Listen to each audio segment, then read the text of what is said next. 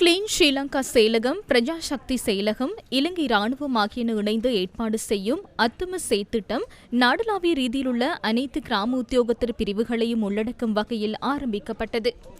மக்களிடையே ஒத்துழைப்பையும் பாரம்பரிய சிரமதான கருத்தாக்கத்தையும் மீண்டும் இளைஞர் சமுதாயத்தினரிடையே ஊக்குவித்தல், பொது சொத்துக்கள் தொடர்பில் நேர்மறையான மனப்பான்மையை ஏற்படுத்துவதுடன் பெருந்தெருக்கள், சந்திகள் உள்ளிட்ட பொது இடங்களை சுத்தமாக வைத்துக் கொண்டு அழகானதொரு சூழலை உருவாக்குதல் என்பன இதன் நோக்கமாகும். அத்தம தேசிய தூய்மை பணி திட்டத்தின் கொழும்பு மாவட்ட ஆரம்ப விழா இன்று மட்டுக்குள்ளி காக்கித்தீவு கடற்கரை பகுதியை கேந்திரமாக கொண்டு நடைபெற்றது.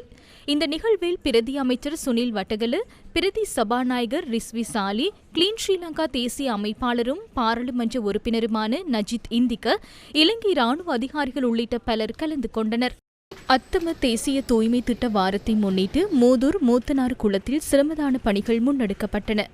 அத்தம தேசிய தூய்மை திட்ட வாரத்தை முன்னிட்டு காத்தான்குடி, தோனா வாய்க்கால் பகுதிகளை தூய்மைப்படுத்தும் பணிகள் இன்று முன்னெடுக்கப்பட்டன. அத்தம தேசிய தூய்மை திட்ட வாரத்தை முன்னிட்டு அம்பாறை, இறக்காமம் பகுதியில் டெங்கு நுளம்பு பெருகும் வகையில் காணப்பட்ட இடங்களை சுத்தப்படுத்தும் பணிகள் முன்னெடுக்கப்பட்டன. இதனிடையே குறித்த திட்டத்தின் கீழ் திருகோணமலை உவர்மலையிலிருந்து அபேபுர சந்தி வரையிலான பகுதி துப்புரவு செய்யப்பட்டது. கிண்ணியா பிரதேச செயலாளர் தலைமையில் கிண்ணியா பிரதேச பிரதான பொது மையவாடி, மாளித்துறை கடற்கரை பகுதியும் துப்புரவு செய்யப்பட்டது. அத்தம தேசிய தூய்மை திட்ட வாரத்தை முன்னிட்டு சாய்ந்தமருதிலும் பல இடங்களில் சிரமதான பணிகள் முன்னெடுக்கப்பட்டன. அத்தம தேசிய தூய்மை திட்ட வாரத்தை முன்னிட்டு கிளீன் ஸ்ரீலங்கா திட்டத்தின் கீழ் புத்தளத்தில் பல பகுதிகளிலும் சிரமதான பணிகள் முன்னெடுக்கப்பட்டன.